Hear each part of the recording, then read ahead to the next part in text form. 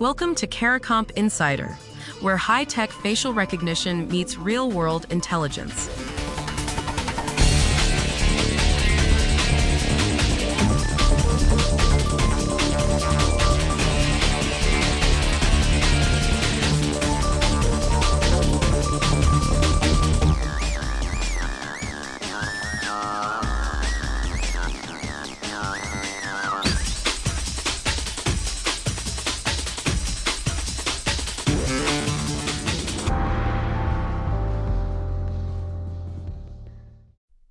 A man in Singapore sat down for a Zoom call with someone who looked and sounded exactly like Prime Minister Lawrence Wong. By the time the call ended, he'd transferred the equivalent of 15 million Malaysian ringgit to scammers. That's roughly 4.9 million in Singapore dollars. Gone. The fraud didn't start on Zoom. It started with a WhatsApp message from someone claiming to be Singapore's cabinet secretary. Then came an email on forged official letterhead. Then came the video call, with deepfake versions of the Prime Minister and other government officials sitting in what looked like a real meeting. At the end of the call, a deepfake of PM Wong delivered closing remarks and personally thanked the victim for attending. That level of detail matters. This wasn't a glitchy face swap. This was a produced performance designed to make one person trust what they saw enough to move millions. And if you've ever joined a video call for work or verified someone's identity by looking at their face on a screen, this story is about the moment that stopped being reliable. So what happens when seeing and hearing someone is no longer proof that they're real? The scam worked because it followed a pattern that felt legitimate at every step. A message from a senior official, a formal email, then a face-to-face meeting, except none of the faces were real.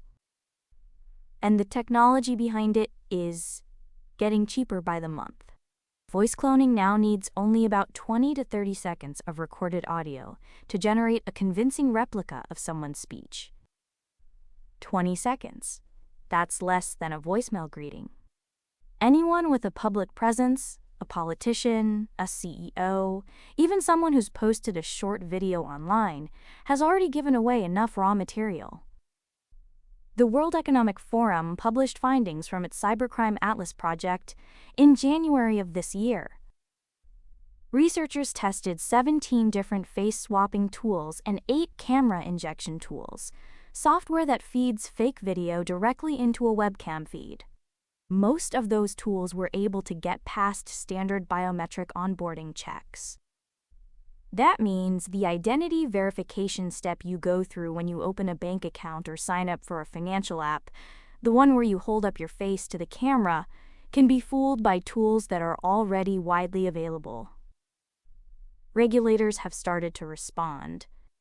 In November of 2024, the U.S. Treasury's Financial Crimes Enforcement Network, FinCEN, issued its first alert specifically targeting deepfake-driven fraud.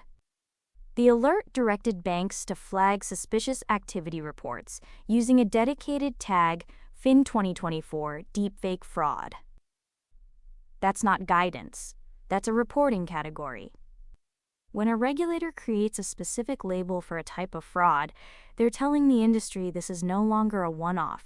It's a pattern they expect to see again and again. For anyone managing fraud risk or running investigations, the operational reality has shifted. Callback verification, where you phone someone back on a known number to confirm a wire transfer, can itself be spoofed if the voice on the other end is cloned. Voice authentication in call centers is no longer strong enough as a single factor. And approving large transactions over video conference? That's exactly what this victim did. For the rest of us, it means the instinct we all rely on, I saw them, I heard them, it's really them, no longer holds up. Now, there's a reasonable counter-argument. Detection technology is improving. According to reporting from Mothership SG, Investigators who examined the Zoom footage afterward found multiple indicators of AI manipulation, pre-recorded video segments, and synthetic audio layered together to simulate a live meeting. Police caught it, but the victim had already sent the money before anyone analyzed the call. Detection happened after the damage was done. That's the part that reframes everything. Better detection tools don't prevent fraud if they only run after the transaction clears. The fix isn't a smarter algorithm.